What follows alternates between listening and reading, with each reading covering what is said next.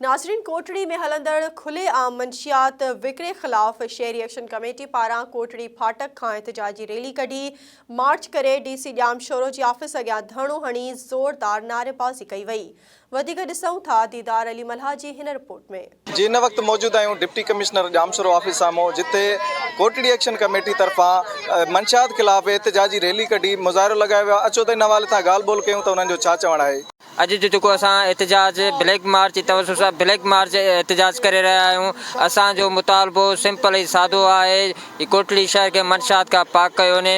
हिते कोटड़ी शहर में जेका मंशियात दुकाननि कैबिननि ते मिलंदी उहा हाणे सनत जो दर्जो अख़्तियार करे वई आहे। DC साहब सां गॾोगॾु आला अख़्तियारनि खां असां घुर था कयूं त हीअ जेका फैक्ट्रियूं आहिनि इन्हनि खे सील कयो वञे ऐं ॿियनि फैक्ट्रियुनि जो सर्च ऑपरेशन कयो वञे ऐं कोटड़ी शहर खे मंशियात खां पाक कयो वञे जीअं मुस्तक़बिल असांजो बची सघे।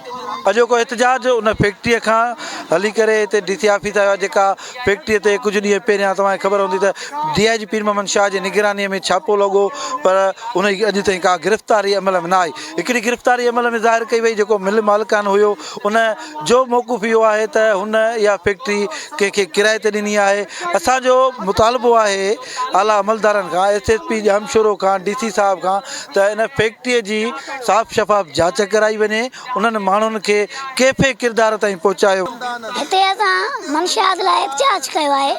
जीअं माण्हू सभु जेके सिगरेट चर्स असांजे पाड़े में हिकिड़ी माना इमाम बारगाह आहे, उते माण्हू सिगरेट चर्स ज़डकी ऐं असांजे पाड़े में हिकिड़ो छोकिरो नंढो उहो ज़डकी खणी घुमे पियो। न कंहिं पख़्तूस बिना पुलिस वारे या कंहिं न बाक़ी हिकिड़ो माण्हू हो मामो चाचो ॿ चंपा हणी वरी वठी उन खां पाण अहिड़ो खाए। इन लाइ त मंशियात विरोधी बंदि कयो, जेके फैक्ट्रियूं आहिनि इहे चेक कयो। ॾिसो, ज़िलो ॼामशोरो जेको तालीम जो क़िलो सॾिबो हो, पर निहायती अफ़सोस आहे हितां जा जेके चूंडियल नुमाइंदा DC साहब, SSP साहब, इन्हनि सभिनि जी नाहेली करे ज़िलो ॼामशोरो जेको आहे उहो मुनशियात जो क़िलो हाणे सड़िजे पियो।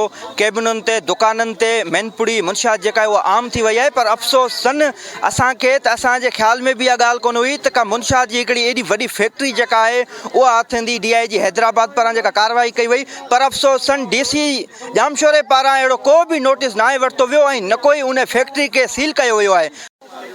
जी जीअं त तव्हां शहरी एक्शन कमेटी कोटड़ी जे अॻुवाणनि जी ॻाल्हि ॿुधी, उन्हनि चयो त ॼामशोरो ज़िलो जेको तालीम जो दरसगाह उहो मंशियात जो क़िलो थी वियो आहे, इनखे फिलफोर जेको आहे ख़तमु कयो वञे। कैमरा टीम सां गॾु दीदार अली मल्हा, SS न्यूज़ कोटड़ी।